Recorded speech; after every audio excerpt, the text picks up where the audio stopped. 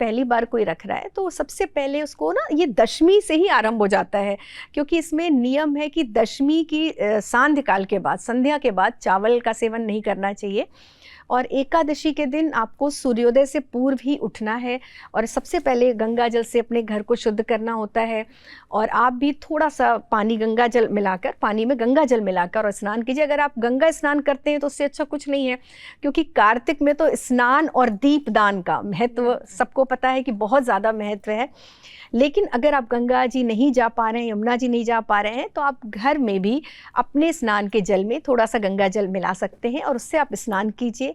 उसके बाद आपको भगवान विष्णु को भी सबसे पहले तो देखिए चतुर्मास के बाद, क्योंकि आषाढ़ शुक्ल देवशयनी एकादशी पे भगवान कहते हैं शयन करते हैं, और कार्तिक शुक्ल की जो एकादशी है इस पर भगवान जागृत होते हैं, जागते हैं। तो उनको जगाने का बड़ा प्यारा नियम है इसमें, क्योंकि हम कहते हैं ना, उत्तिष्ठो उत्तिष्ठ गोविंद, उत्तिष्ठ गरुड़ध्वज, उत्तिष्ठ कमलाकांत, त्रैलोक्य सर्वत्रम मंगलम कुरु।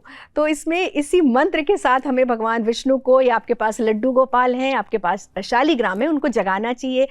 वीणा की धुन से, घंटी की धुन से, मधुर ध्वनियों के साथ उनको जगाते हैं। बहुत लोग देखिए ढोल नगाड़े भी बजाते हैं, तो ये बड़ा अच्छा नियम होता है। पहले हम विष्णु जी को उठाते हैं, फिर पंचामृत से स्नान कराते हैं उनको, दूध, दही, घी, शक्कर और शहद के साथ। स्नान का भी बहुत महत्व है, और यही पंचामृत जो होता है ना, क्योंकि जब हम दूसरे दिन पारण करेंगे तो सबसे पहले हमें ये पंचामृत ही ग्रहण करना है। तो इस पंचामृत को रखा जाता है, भगवान को उससे स्नान कराते हैं। फिर पीले वस्त्र का महत्व है, क्योंकि एकादशी पे भगवान विष्णु को पीले रंग की पोशाक, पीले पुष्प, पीला आप भोग लगा सकते हैं, पीली मिठाइयाँ होती हैं वो आप भगवान को, बेसन के लड्डू, ये सब अर्पित कीजिए। और आपका जो अपना नियम है, आपका नियम ये है कि देखिए इसमें ना कुछ लोग काफ़ी नियम मानते हैं, बाल धोने का नियम मानते हैं कि एकादशी को नहीं धोना चाहिए। अच्छा, तो उन लोगों को, हाँ, ये वर्णित है, तो वो लोग दशमी को ही अपने सिर वगैरह, बाल वगैरह धो सकते हैं। और एकादशी के व्रत के दिन सबसे बड़ी बात है कि अगर आप निर्जल व्रत रखते हैं, दो तरह से रखा जाता है, तीन तरह से हम कह सकते हैं। या तो आप निर्जल रखिए, अगर निर्जल नहीं रख पाते हैं तो आप सिर्फ जल पी के भी बहुत लोग व्रत रखते हैं, और कुछ लोग फलाहार करते हैं कि आप फल और जल पी सकते हैं। तो इसी तरह आपको पूरा ब्रह्मचर्य का पालन करना है, तामसिक वस्तुओं से बिल्कुल दूर रहना है। अगर आप व्रत नहीं भी करते हैं तो भी उस दिन आपको प्याज, लहसुन और इन चीज़ों से थोड़ा दूर रहना चाहिए। और अगर व्रत करते हैं तब तो आपको बिल्कुल जो है सात्विक फल और कुट्टू का आटा, ये सब से बनी हुई चीज़ें आप खा सकते हैं।